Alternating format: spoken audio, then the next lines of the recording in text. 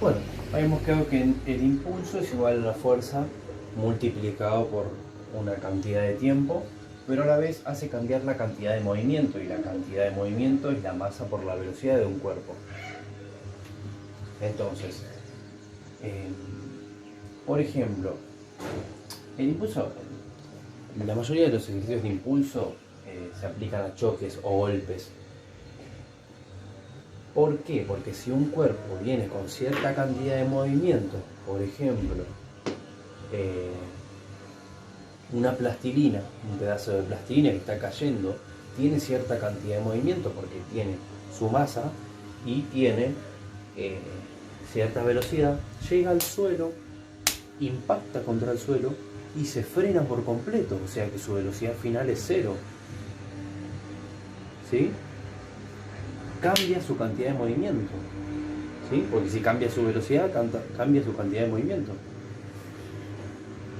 O en un choque, que un auto se detiene al chocar.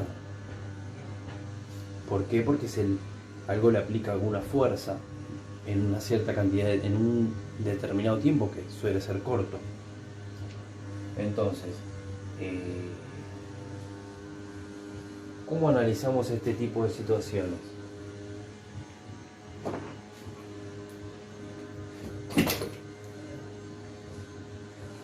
Se me cayó la cartuchera. En un choque, por ejemplo, un auto viene con cierta velocidad. Por ejemplo, viene con una velocidad de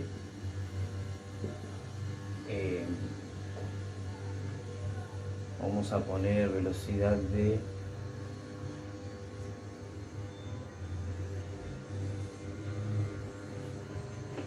10 metros sobre segundo. Viene con una velocidad inicial de 10 metros sobre segundo. Y su masa es de 500 kilogramos. Entonces, ¿cuál es la cantidad de movimiento? ¿Cuál es la cantidad de movimiento inicial del auto? Que sería esta. Esta es la cantidad de movimiento inicial del auto. ¿Cuánto vale esa cantidad de movimiento? Y vale esto, la masa, 5.000 kilogramos, ahí puse 50.000, 5.000 kilogramos por su velocidad inicial, antes del choque. Esto es antes del choque. ¿Cuánto vale entonces su cantidad de movimiento inicial? 5.000 kilogramos por 10 metros sobre segundo. Esto es 50.000 kilogramos por metros sobre segundo. O podríamos decir 50.000 newton por segundo, porque en el video anterior les demostré por qué escribir newton por segundo es lo mismo que escribir kilogramo por metro sobre segundo. Entonces, la cantidad de movimiento inicial es 50.000 newton por segundo.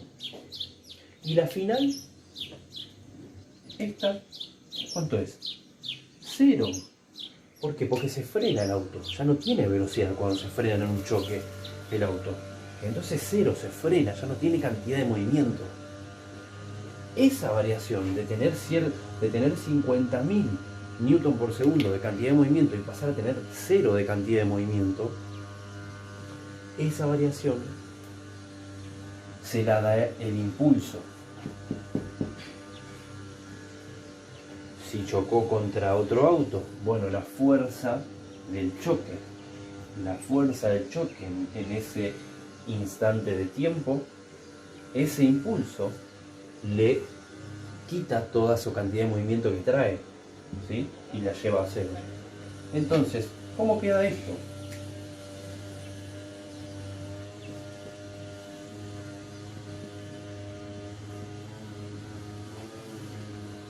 Este menos no me lo puedo olvidar. Menos 50.000 newton por segundo.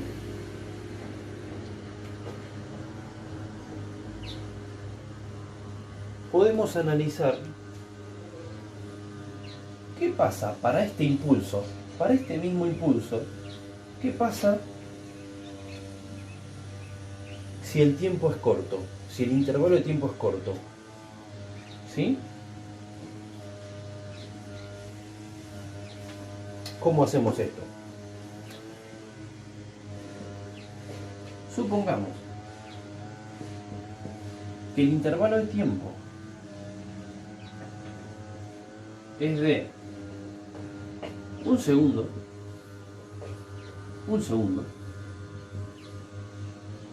para este impulso.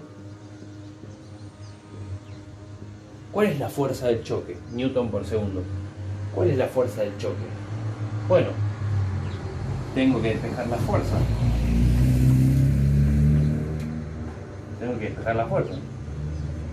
Está multiplicando. La paso dividiendo.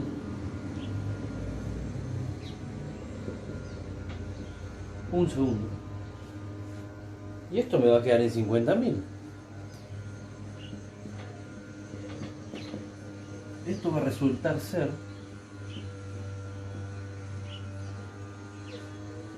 50.000 newton.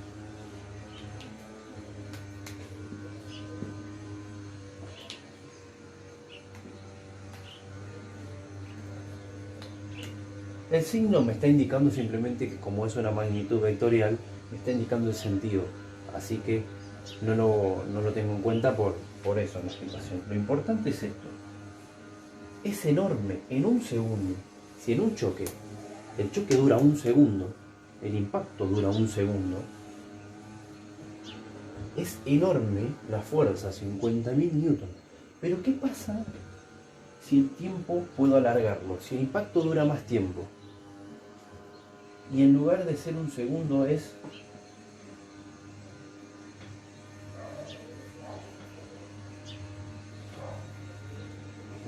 si el impacto dura 10 segundos, despejo la fuerza, paso los 10 segundos dividiendo porque está multiplicando a la fuerza,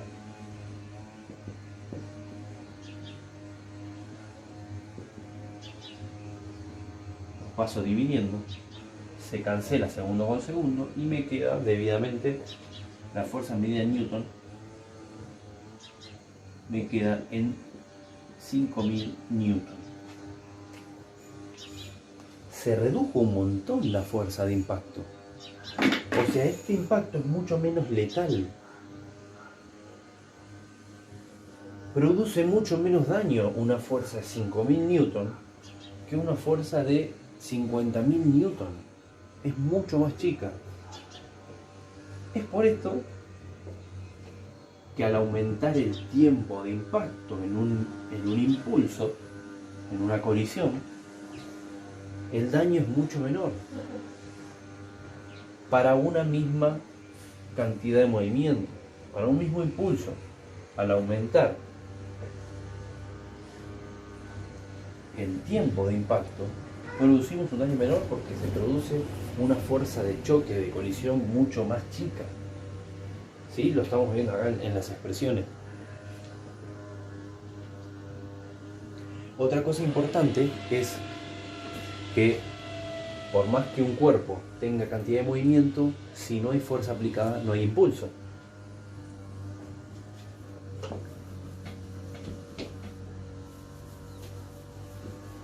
¿Sí?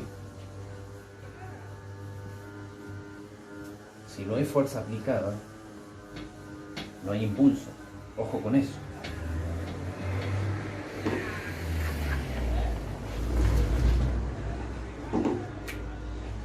Si el impulso es fuerza por relación de tiempo,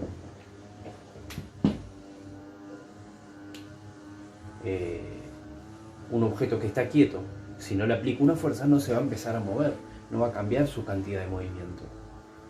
Puede que la cantidad de movimiento es masa por velocidad y el impulso hace variar esta cantidad de movimiento. Si yo no aplico una fuerza, no hay impulso. La fuerza es cero. Porque cero por variación de tiempo es cero. Entonces, si no hay impulso, si no hay fuerza, no hay impulso. Si no hay impulso, no cambio la cantidad de movimiento de un objeto. Es lógico, si algo está quieto y no le aplico ninguna fuerza se aplica sobre ese cuerpo, no se produce un cambio en su cantidad de movimiento. O si se viene moviendo a cierta velocidad y no se le aplica ninguna fuerza, no se va a producir ningún cambio.